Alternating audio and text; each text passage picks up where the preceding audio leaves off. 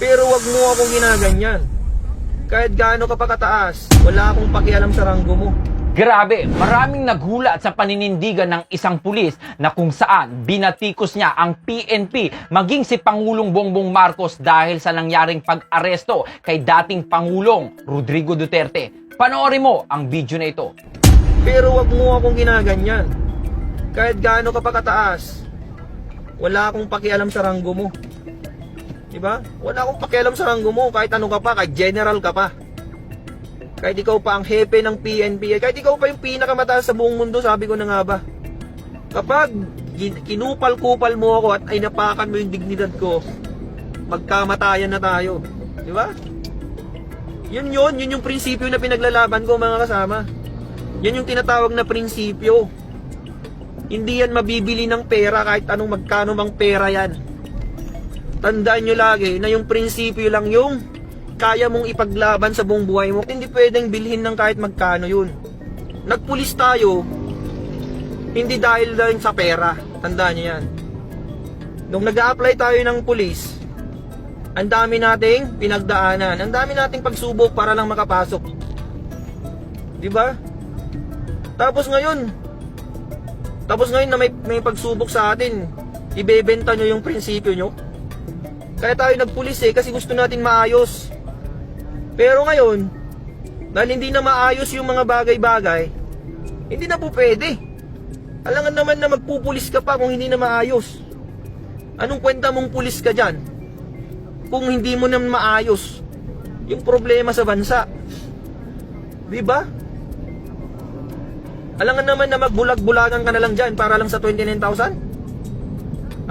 Anong kwenta mong pulis, diba? Lang ako pero hindi mo ko pwedeng utusan ng mali. Kahit sino ka pa. Kahit ikaw pang presidente, sabihin ko na nga sa'yo, kahit si Bongbong Marcos pang mag-utos sa akin ng mali, hindi ako susunod sa kanya kahit tanggalin niya akong pulis. Diba? Ba't ako susunod sa kanya? Sino ba siya? Siya ba ang boss ko? Hindi ko siya boss. Ang boss ko, yung nagpapasahod sa akin. Sino bang nagpapasahod sa akin? Mga Pilipino. Diba? Mga Pilipino ang nagpapasahod sa akin. Ba't ako susunod sa presidente? Ano ba siya? Presidente lang siya. Diba? Ako, pulis ako. Pwede ko siyang arestuhin pagka wala siya sa serbisyo. Pagka wala siya sa pwesto niya. Diba?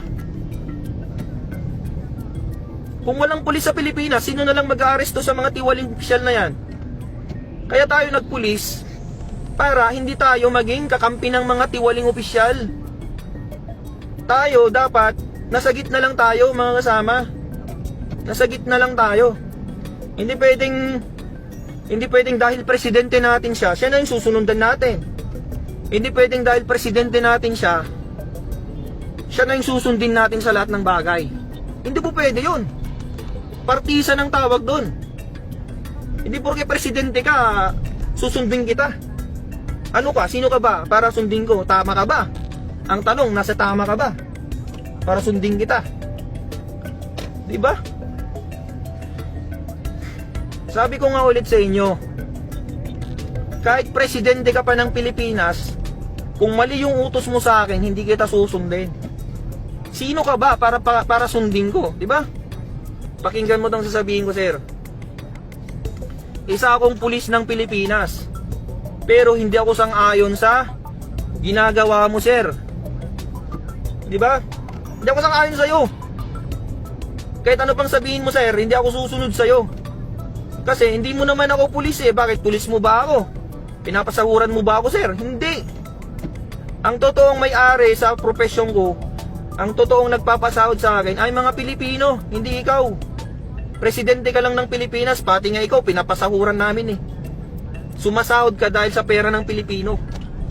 Kaya isa ka rin, katulad ka rin namin nasa serbisyo publiko. Pare-pareho tayo, sir. Hindi ka commander-in-chief lang dyan.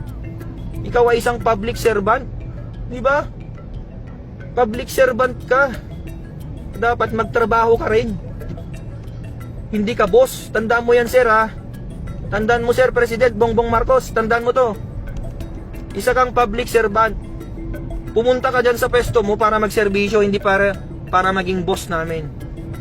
Dapat ikaw nagta-traffic dyan Dapat nga ikaw yung nasa gitna ng kalsada, nagtatraffic dyan eh. Kasi nasa public service tayo. Hindi pwede yung presidente ka, diyan ka, nagiging boss ka dyan. Ano ka? Diba? Dapat leader ang tawag sa'yo. Hindi ka dapat nagiging boss dyan. Sino pa yung mga opisyal ng PNP dyan? Dapat kayo ngayon nasa gitna ng kalsada, dapat kayo yung leader.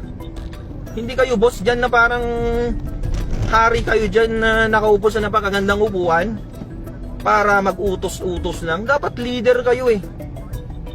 Dapat kayong nangunguna sa serbisyo. Hindi yung nag-uutos-utos lang kayo dyan. Paano susunod yung mga tao sa inyo eh kayo mismo hindi nyo alam yung trabaho? Diba? Oh, hamunin ko kayong lahat dyan. Sa mga general dyan na nakaupo sa napakagandang upuan, sige, hamunin ko kayo. Alam nyo ba mag-serve ng traffic? Alam nyo ba? Alam nyo ba kung paano mag-traffic sa gitna ng traffic, sa gitna ng kalsada? Baka di nyo pa alam yan. General kayong tinuringan. Di nyo pa alam ang warrant of arrest. Putik. Warrant of arrest lang, di mo alam. Alam mo yung warrant of arrest? Pwede ka daw mag-aresto kahit walang warrant of arrest. Putik, ano yun? Pwede na lang pala akong magdampot dyan kahit sino. Bawal yun, nasa constitution yun, mga kasama. Bawal na bawal mag-aresto nang walang warrant of arrest. Pero kung meron namang preliminary investigation yung kaso, kung meron namang preliminary investigation, kailangan ipakita mo yung warrant of arrest. Parang yung nangyari kay Rodrigo Duterte. May nangyaring preliminary investigation, mga kasama. May nangyaring investigasyon. Tapos sasabihin nila, arestuhin kita kahit walang warrant of arrest. Pwede ba yun? Hindi po pwede yun, mga kasama. Kailangan ipakita mo muna yung warrant of arrest bago mo siya arestuhin. Bakit? Si Duterte ba tatakas ba yun kapag sinabihan mong may warrant of arrest siya? Di naman tatakas yun eh, tsaka hindi naman manlalaban yun eh. Prosecutor kaya yun, alam niya yung batas yun. Pero anong ginawa nyo sa kanya? Anong ginawa nyo sa kanya? Wala, mali yung ginawa nyo sa kanya. Inaresto nyo siya nang walang warrant of arrest at hindi nyo sinunod yung batas ng ICC. Ang sabi sa ICC, pagkatapos nyo maaresto yung isang tao, dapat dalhin nyo siya sa competent judicial authority, mga kasama. Competent judicial authority. Pero anong sabi ng administrasyon? Anong sabi ng administrasyon regarding that? Ang sabi nila, competent authority daw yung, competent judicial authority daw yung DOJ na nandun. Putik na yan. Anong klaseng pag-iisip yan, mga kasama?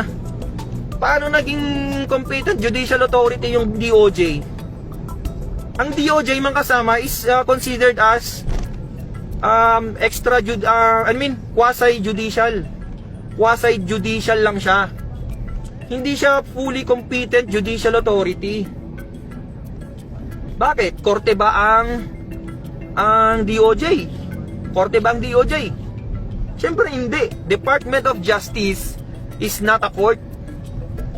Ang sinasabi ng ICC, pagkatapos nyo mahuli si Duterte, dapat dalhin nyo sa competent judicial authority. Ano yung competent judicial authority na yan? In short, ang tawag dyan ay korte.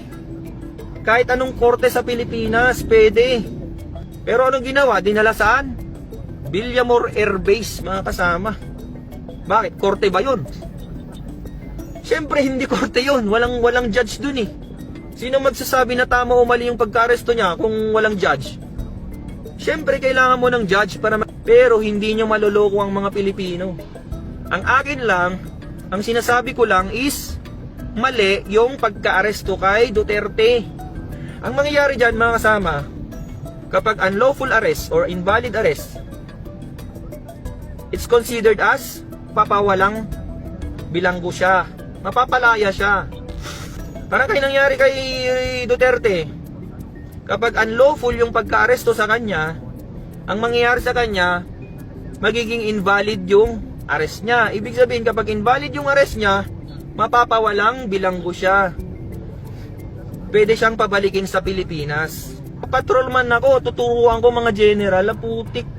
Nakakahiya tayo. Dismiss yung kaso, mapapawalang sala. Oh, yun, sabi.